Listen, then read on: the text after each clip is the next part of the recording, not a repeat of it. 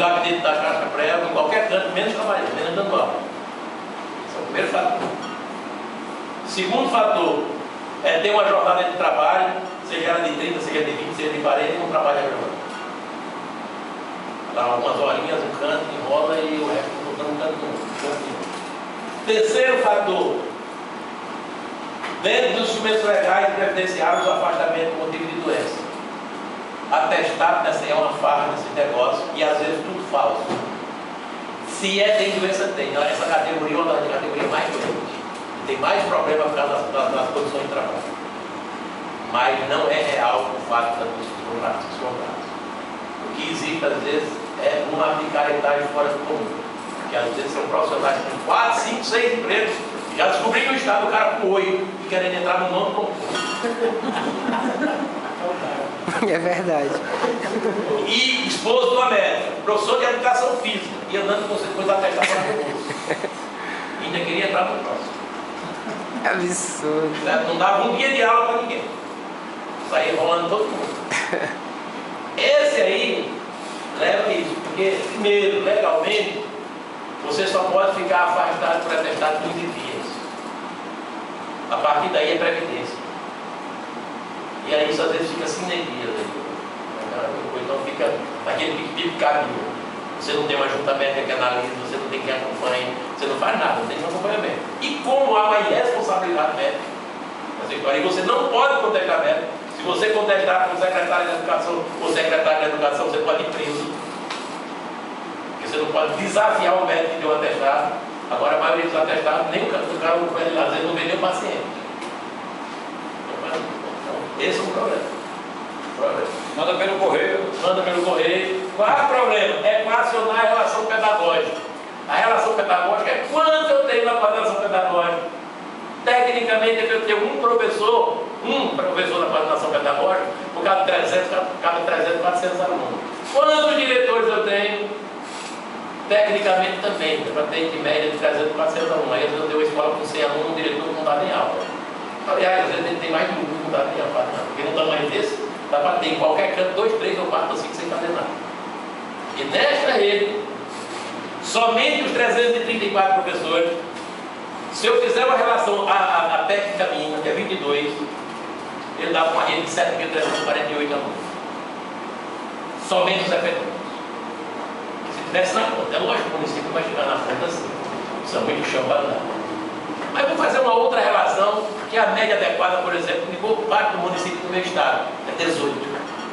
É 18. Se você fizer com 18, 334 professores vezes 18, isso aqui são 6.012 alunos. Isso aí tem 4.000. 18. Estou falando só dos efetivos, vai ter mais 173 contratados. O cabe um. Aliás, o cabe 2 efetivos. Então, desse jeito, não tem plano nunca, não tem cumprimento nunca, não tem valorização nunca, e vai ter problema sempre, e o prefeito vai arrancar os cabelos e cuidado também com a cadeia no momento. Porque lá na frente estourou tudo, não paga ninguém. Isso é irresponsabilidade administrativa. O fato, quando chega isso, ele não chega à toa. E o mais grave é que se eu estivesse falando aqui com o município, falei com esse aqui, por exemplo, está com 5 anos, 6 anos que eu regulo esse município aqui para ele chegar no G1. Não tem como. Mas é a primeira vez que ele está comportando já 70% do seu quadro efetivo. E eu disse mais aqui, para todo mundo, para vocês. Ou você já projeta os próximos 5 anos para ver qual é a demanda demográfica, para ver se tem aluno. Ou comece a botar todo mundo efetivo, daqui a pouco você tem mais efetivo e não tem aluno. Aí vai ter um problema. Então, isso é o que ocorreu no município de vocês e ocorre na maioria deles. Aqui no Maranhão, no Piauí, no Pará, mesmo por esse mundo todinho que teve como é. E mais 2 itens aí. Zona rural, que eles têm problema com a zona rural distorcida, mas não adianta dizer que tem uma zona rural distorcida, não vou fazer estudo nenhum sobre ela. Vai ficar só reclamando. E a escolinha lá de multisseriado com 8 alunos, com 5 alunos, com 7 alunos, esse é um problema. Tem que fazer estudo técnico-pedagógico para saber o que é possível reestruturar. Onde não tem lugar, tem município que é terrível. Não tem como você estruturar determinados lugares. Mas tem outros, mas em outros lugares sempre tem. Não me diga que não tem nenhum lugar onde não possa ser feito uma reestruturação, alguma coisa que adeque. Agora tem que ter decisão, vontade política, coragem, desprender em algum momento, para poder superar lá na frente. E por fim, questão dos professores que já chegam à condição de aposentadoria, mas pior ainda vocês estão no INSS. O problema é que o quadro não é novo, mas se o quadro fosse antigo, mais antigo, aí vocês iam ver que era bom para todos. Porque chega a condição de aposentadoria e ninguém quer se aposentar. Sabe por quê? Porque a grande massa, 82% dos profissionais de educação desse país, dos municípios, são mulheres. Portanto, se aposentam 5 anos antes. Portanto, a maioria delas começa a trabalhar muito cedo, principalmente professora. E hoje a grande massa tem condições de aposentadoria de 46 e 52 anos. Uma pessoa com 46 anos, se ela tiver condições de pedir aposentadoria hoje mesmo, você não pode pedir amanhã.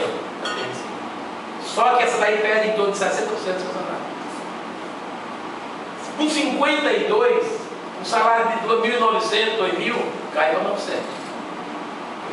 Então, esse é um outro problemão que os municípios brasileiros começam a ter. Isso é INSS, sem contar que o custo do INSS para o empregador é 22%. Aqui é suportável cumprir piso de carreira, montar a carreira que tem aqui. Se vocês tiverem a carreira, eu posso cumprir com vocês depois. Aqui eles vão receber agora para atender primeiro, terça-feira, quarta-feira. Aqui a previdência é própria e o pagamento da parte do empregador hoje é 11,57. A metade do que você paga hoje brincar. Num sistema seletista, cada servidor, no caso do professor, custa 17,46 por mês. Num sistema estatutário, com regime geral, caso vocês, custa 16,3, 16,4. Num regime estatutário, de previdência própria, ele vai custar entre 14 a 16. Então, imagine o vácuo, o que é isso, uma folha de 500 mil, 400 mil, 500 mil, a menos por mês. Que esse valor, ele é revertido, não é imediatamente para salário, porque ele é base salarial. Então, esses são os elementos que levam a qualquer um. Significa dizer o seguinte, que no quadro que vocês se encontram, ou o gestor ou a máquina pública começa a fazer algum dever de casa, ou vai só reclamar e depois está todo mundo no zero.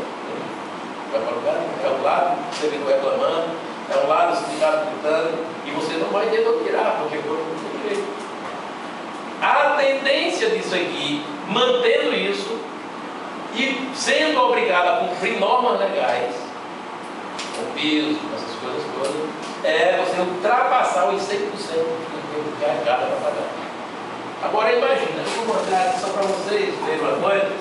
Estou falando do município organizado, como Porto Franco, e eu conheço ele há muito tempo, desses últimos 6 anos, e tem uma estrutura de arrecadação melhorou. Olha, quero dizer a vocês uma coisa dessa. Nesse município aqui, 2006 por aí, 2005, 2006, quanto era a arrecadação nova de INSS, de ICMS dele? Menos de 100 mil. Vou mostrar para vocês.